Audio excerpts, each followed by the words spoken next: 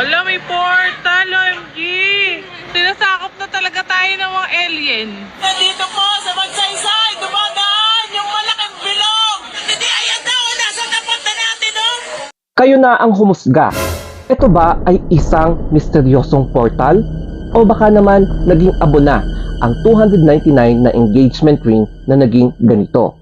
Namataan ang misteryosong ring na ito, no, na smoke ring doon sa Himpapawid ng Taguig City. Kaya panoorin natin itong mga various videos kung saan ang daming mga netizens ang nag-video at nirecord nila tapos pinublish nila sa kanilang mga profiles tsaka pages. So, eto na. Hala, may portal, OMG! Oh, ala, yun na siya, nagkaka-shape na. Hindi, ano siya eh, parang ano, Portal! usok. Hindi ang usok! Portal yan! Portal? Ala, sinasakop na tayo. Sinasakop na talaga tayo ng mga alien. Ano ba yan? Ayaw ko na sa Earth! Wala kasi akong load, wala akong load. Wala akong load. Oh, nandito po sa Magsaysay, dumadaan yung malaking bilog. Mamaya, alien.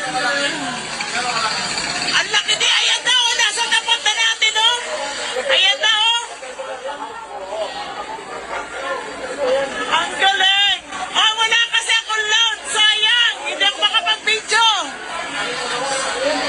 Maghiwala yan. Oo nga! Parang nasusunod.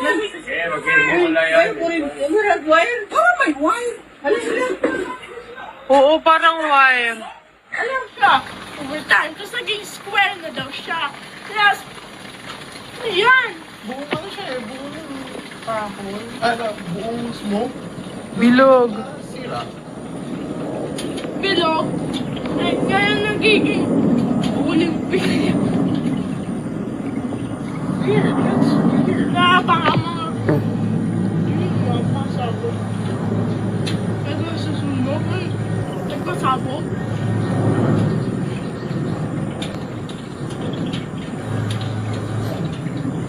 Ano kaya yun?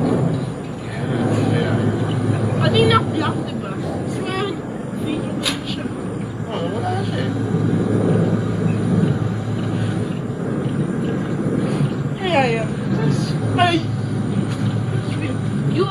Namataan ang misteryosong ring na to, no, na parang ulap o kaya smoke kasi black yung color niya sa Taguig. So, maraming mga footage, mga pictures na nakita natin na parang portal of entry ng extraterrestrials, no.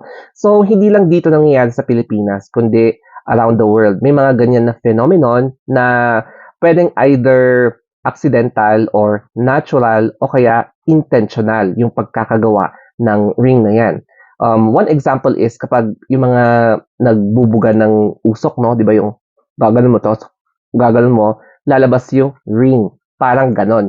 So ang tinatawag dito ay vortex ring. Ayan, vortex ring, tapos also called as toroidal vortex, is a torus-shaped vortex in a fluid o kaya in air. So, a region where the fluid or air mostly spins around an imaginary axis lines that forms a closed loop. Kaya nagkakaroon siya ng ring. So, the dominant flow in a vortex ring is said to be toroidal. Ayan. So, toroidal, alam mo yun, yung nagpo-form talaga siya ng ring shape tapos paikot-ikot siya ng ganyan. And, syempre, yan po ang source ko by NASA. Yan po, papakita ko sa inyo yung mga source. Baka sasabihin nyo, soy sauce. So, ito yung mga picture. So, may mga picture tayo. Makikita nyo, ayan, no. So, yung, alam mo yun, kapag labas ng smoke, di ba, ganyan. Tapos parang ring siya talaga.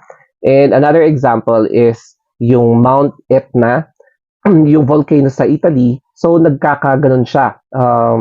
Rare occasion, nagbubuga siya ng ring, ganyan, sa mga ibang volcanoes around the world na nakukuhanan ng camera. So, maswerte ka kapag nakuhanan mo yung mga ganyang rings sa mga volcanoes. So, another explanation is, ayan, no, yung structure ng vortex ring. So, the flow around an idealized vortex ring. So, makikita nyo yung ring, no? Ring siya, tapos within that ring, umiikot siya. So, parang may vortex talaga. Yung vortex yung pag ganon, paikot.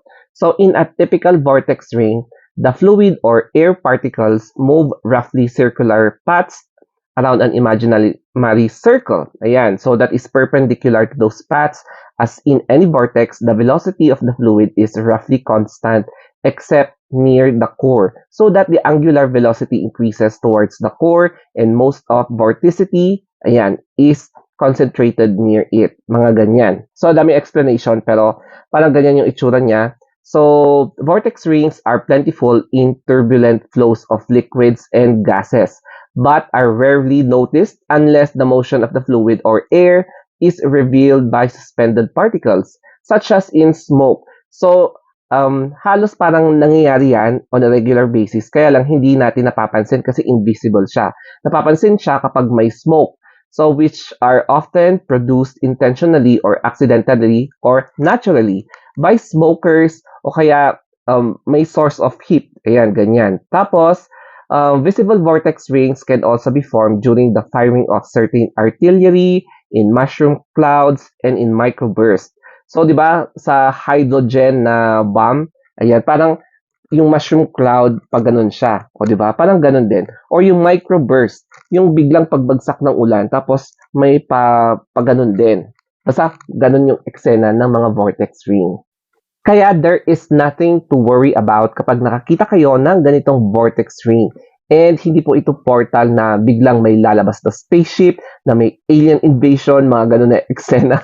Hindi po yan mangyayari. And hindi po yan yung naabang 299 pesos na engagement ring na nag-trending kamakailan lang. So, it is either, basta phenomenon siya na pwedeng man-made, natural, o kaya accidentally na-create siya. So, nangyayari yan on a regular basis pero hindi lang natin nakikita.